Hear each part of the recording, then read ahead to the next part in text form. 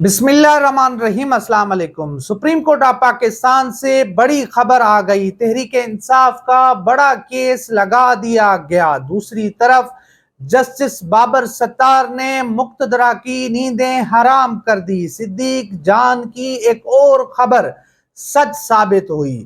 سب سے پہلے آپ کو بتاتے چلیں کہ آج سپریم کورٹ آف پاکستان سے جو بڑی خبر آئی ہے، تحریک انصاف کے لیے بڑی خبر ہے، عمران خان کے لیے بڑی خبر ہے۔ ایسے لگ رہا ہے کہ تحریک انصاف کو سپریم کورٹ آف پاکستان سے بڑا ریلیف ملنے جا رہا ہے۔ کیا خبر ہے وہ میں آپ کے سامنے رکھتا ہوں کہ سپریم کورٹ نے پی ٹی آئی کو مخصوص نشستیں نہ ملنے کا مقدمہ سپریم کورٹ میں سماعت کے لیے مقرر۔ سنی اتحاد کونسل کی اپیل پر 8 مئی کو سماعت ہوگی، جس کی سربراہی جسٹس منصور علی شاہ کریں گے۔ بینچ میں جسٹس اطہر من اللہ، جسٹس محمد علی مظہر شامل ہوں گے۔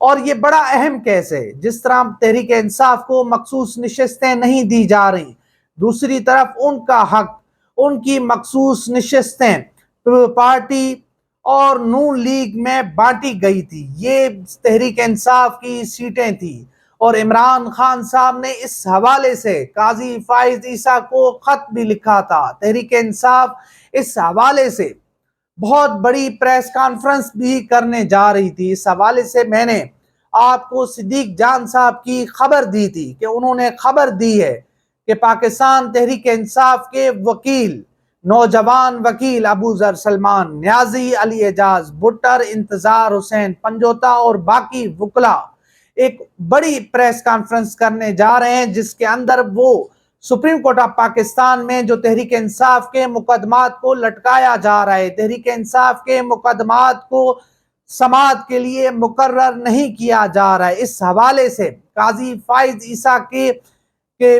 جو ہے اپنا جس طرح وہ رکاوٹیں کھڑی کر رہے ہیں، اس حوالے سے تمام ثبوت انہوں نے عوام کے سامنے رکھے تھے۔ اب اس خبر کے 24 گھنٹوں کے اندر اندر تحریک انصاف کا بڑا کیس 1 ماہ گزر جانے کے بعد بالآخر جو ہے سماعت کے لیے مقرر کیا گیا۔ اور اس کے ساتھ ساتھ اسلام آباد ہائی کورٹ سے آپ کو بڑی خبر دیں کہ جسٹس بابر ستار ڈٹ گئے، کھڑے ہو گئے۔ وہ قانون کی بالادستی کے لیے، قانون کی حکمرانی کے لیے، آئین کی بالادستی کے لیے انہوں نے ہتھیار ڈالنے سے، جھکنے سے، بکنے سے انکار کر دیا ہے۔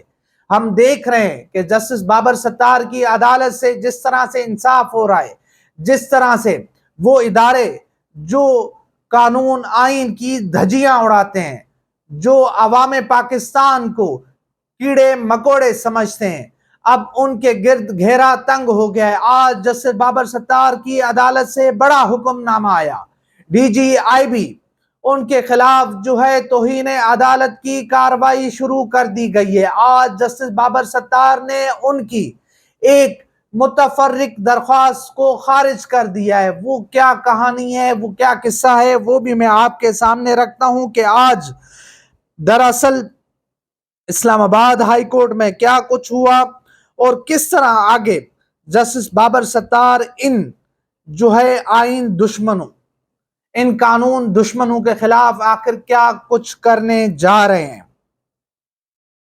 سب سے بڑی خبر ہے،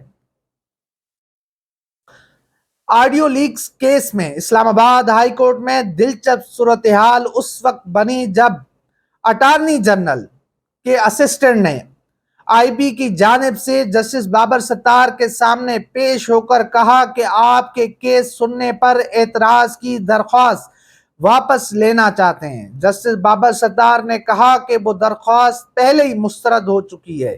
آپ سے اس حد تک جواب مانگا تھا کہ درخواست ظاہر کرنے کی اتھارٹی کس نے دی ہے، اور ڈی جی آئی بی کو نوٹس کیا ہے کہ کیوں نہ ان کے خلاف توہین عدالت کی کارروائی شروع کی جائے۔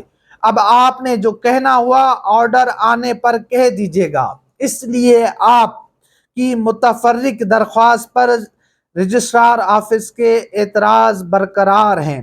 اور اس کے بعد ڈائریکٹر جنرل انٹیلیجنس بیورو کو عدالت نے نوٹس جاری کر دیا اور عدالت نے کہا کہ کیوں نہ آپ کے خلاف توہین عدالت کی کارروائی شروع کی جائے۔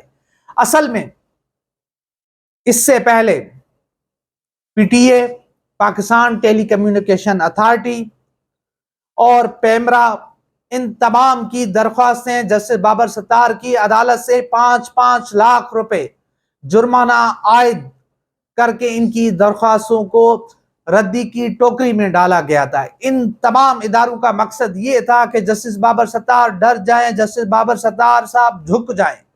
جسٹس بابر ستار اس وقت ایک امید ہے۔ جسٹس بابر ستار نے جس طرح عدلیہ کا وقار بلند کیا ہے، جس طرح قانون آئین کا وقار بلند کیا ہے، آئین کی بالادستی کے لیے جس طرح سے کھڑے ہو گئے، ان کو لال سلام ہے۔ اور پوری قوم اس وقت ان کی طرف دیکھ رہی ہے۔ ان کی عدالت میں بڑے ہی اہم کیسز لگے ہوئے ہیں۔ لگ ایسے رہا ہے کہ آنے والے دنوں میں ان کی عدالت سے بڑے فیصلے متوقع ہیں۔ جسٹس بابر ستار وہ ہیں جنہوں نے آئین کی دھجیاں اڑانے کے اوپر جو ہے ڈی سی اسلام آباد کے خلاف توہین عدالت کی کارروائی کی تھی، ان کو 6 ماہ قید کی سزا سنائی تھی۔ اس کے ساتھ ساتھ اے ایس پی آپریشنز اور باقی پولیس افسران کو بھی انہوں نے سزائیں سنائی تھی۔ پھر ہم نے دیکھا تھا کہ ان کو جسٹس عامر فاروق کی عدالت سے انصاف مل گیا تھا، ان کو جو ہے ریلیف مل گیا تھا۔ انصاف تو نہیں کہیں گے، بہرحال ان کو ریلیف ملا تھا، ان کی سزائیں معطل ہوئی تھی۔ تو دیکھتے ہیں کہ یہ معاملات کس طرف جاتے ہیں، صورتحال کس طرف جاتے ہیں۔ سپریم کورٹ آف پاکستان سے بھی جو اس وقت چیزیں آ رہی ہیں، خبریں آ رہی ہیں کہ قاضی فائز عیسیٰ اکیلے رہ گئے ہیں، قاضی فائز عیسیٰ کا اپنے ساتھی ججز نے ساتھ چھوڑ دیا ہے۔ تو اب دیکھتے ہیں کہ یہ معاملات کس طرف جاتے ہیں، اور صورتحال جو بھی بنے گی آپ کے سامنے رکھیں گے۔ تو انشاءاللہ ملتے ہیں اگلی ویڈیو میں، تب تک کے لیے اللہ حافظ۔